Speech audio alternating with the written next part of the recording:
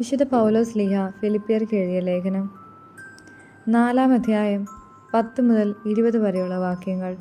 നിങ്ങളിപ്പോൾ വീണ്ടും എന്നോട് താല്പര്യം കാണിക്കുന്നതിനാൽ ഞാൻ കർത്താവിൽ വളരെ സന്തോഷിക്കുന്നു.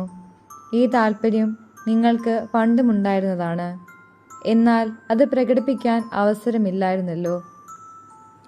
എനിക്ക് എന്തെങ്കിലും കുറവുള്ളത് കൊണ്ടല്ല ഞാനിത് പറയുന്നത്.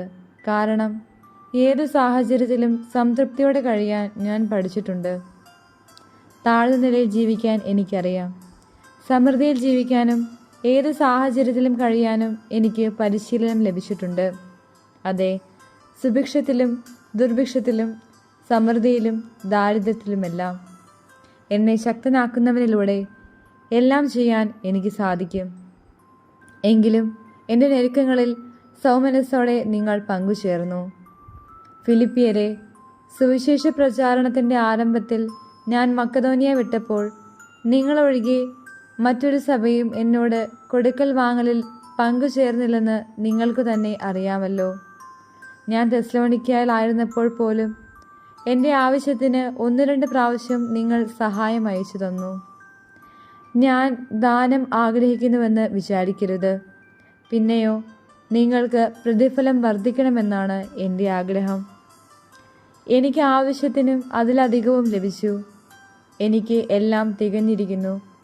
കാരണം എപ്പഫ്രോദോസിൻ്റെ അടുത്തുനിന്ന് നിങ്ങളുടെ ദാനം ദൈവത്തിന് പ്രസാദിച്ചതും സുലഭിലവും സ്വീകാര്യവുമായ ബലി ഞാൻ സ്വീകരിച്ചു.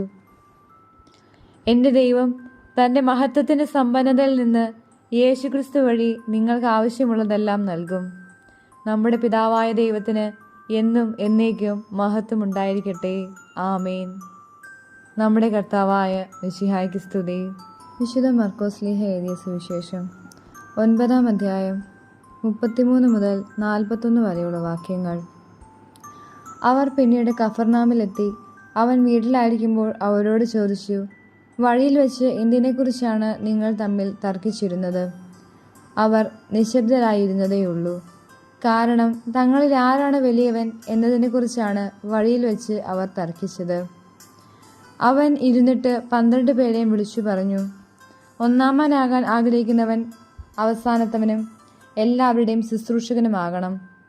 അവൻ ഒരു ശിശുവിനെ എടുത്ത് അവരുടെ മധ്യേ നിർത്തി അവനെ കരങ്ങളിൽ വഹിച്ചുകൊണ്ട് പറഞ്ഞു, ഇതുപോലുള്ള ഒരു ശിശുവിനെ എൻ്റെ നാമത്തിൽ സ്വീകരിക്കുന്നവൻ എന്നെ സ്വീകരിക്കുന്നു.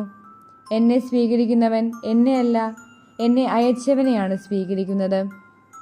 യോഹന്നാൻ അവനോട് പറഞ്ഞു, ഗുരു, നിന്റെ നാമത്തിൽ പിശാചുകളെ പുറത്താക്കുന്ന ഒരാളെ ഞങ്ങൾ കണ്ടു. ഞങ്ങൾ അവനെ തടഞ്ഞു, കാരണം അവൻ നമ്മളെ അനുഗമിച്ചില്ല. യേശു പറഞ്ഞു, അവനെ തടയേണ്ട. ഒരുവന് എൻ്റെ നാമത്തിൽ അത്ഭുത പ്രവൃത്തി ചെയ്യാനും ഉടനെ എന്നെക്കുറിച്ച് ദൂഷണം പറയാനും സാധിക്കുകയില്ല. നമുക്കെതിരല്ലാത്തവൻ നമ്മുടെ പക്ഷത്താണ്.